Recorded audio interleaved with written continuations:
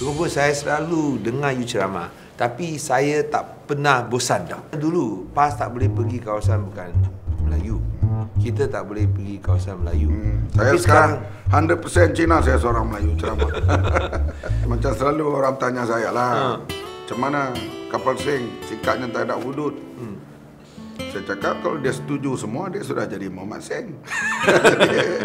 Bila dia tak setuju, dia ada pandangan dia. Inilah dia, kita berbeza agama, berbeza pandangan politik. Tapi kenapa kita cari satu perkara yang berbeza? Katalah ada 100. Kita berbeza dalam 5 perkara. Kita bersama 95. Saya minat dalam politik ni sejak daripada Form 5 lah. Dan daripada awal sampai sekarang, saya amat benci negara demokrasi yang tak mengamalkan demokrasi. Begitulah juga kita kalau nak bercakap soal nak membela kaum Melayu, bahasa Islam, Melayu, tulisan Melayu, kedudukan agama Islam, selagi dia memilih jalan demokrasi, tak ada masalah.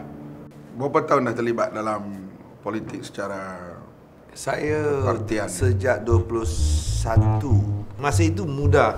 Dan saya rasa orang muda sekarang pun serupa. Benci sangat sama rasuah. Awalnya saya benci kerana dia polis lalu angkat duit. Kawan-kawan saya dia tak ada lampu dekat basikal.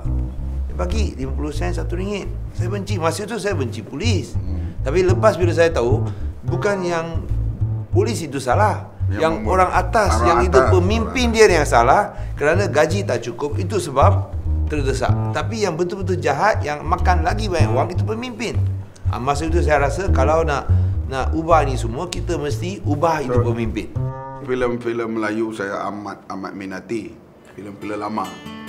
Hindustan pun ada lah. Hindustan ada. Hindustan saya suka sebab filem Hindustan bila watak ketua polis mesti jahat. Ya. Gitu. Jangan bimbang lah Mat. Saya rasa saya dapat jamin saya tak akan ubah. Lawan rasuah, lawan diskriminasi, lawan ekstremisme. Ini saya tak akan ubah. Takkan bila masa kita susah kita lawan rasuah, bila kita dapat kuasa kita terus sokong rasuah. Tak boleh. Saya tak boleh malu kat jumpa sama you. Bila jumpa kita yakin ini kita punya saudara, ini apa yang kita sebut brother. Kita tak akan buat kita punya kawan malu dan boleh berani berdepan dengan sesiapa pun. Saya rasa Mat, kita kena pun ucapkan terima kasih kepada BN. Kerana kalau dia tak tahan kita, nak kita dua-dua nanti tak. Jangan nanti dia kata ISA itu berguna. Tapi kita dah berjaya hapuskan dia. Kata you minat ni Pak Sheila Majid betul ke? Adalah. Sheila Majid, Sudiman, P. Ramlee, Getaran Jiwa. Pandai nyanyi? Tak boleh lah, jangan buat saya malu.